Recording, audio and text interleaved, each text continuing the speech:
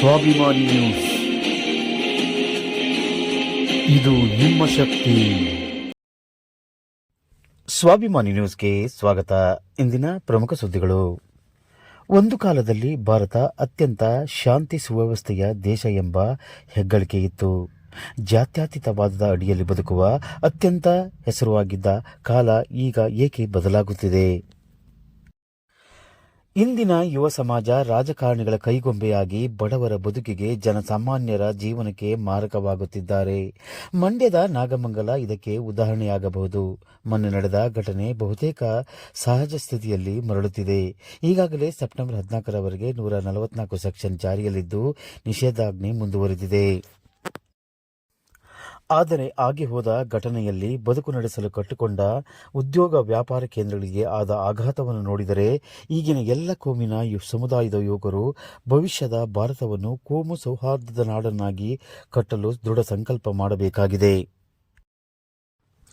ಇಲ್ಲದೆ ಹೋದರೆ ವಿಶ್ವಕ್ಕೆ ಮಾದರಿಯಾದ ಬುದ್ಧ, ಬಸವಣ್ಣ, ಅಂಬೇಡ್ಕರ್ ಅವರ ಹುಟ್ಟಿದ ನಾಡಿಗೆ ಕಪ್ಪು ಚುಕ್ಕಿ ಬರಲಿದೆ.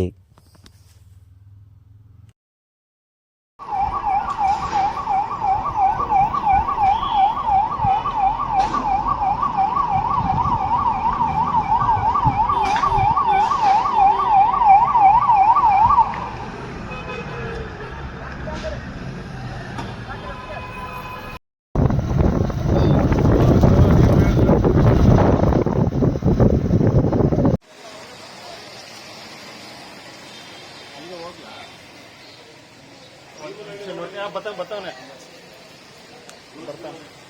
ಕೊಡ್ತೀನಿ ಸರ್, ಲೈವ್ ಕೊಡ್ತೀನಿ. ಓಕೆ ಸರ್, ಓಕೆ ಸರ್, ಆಯ್ತು.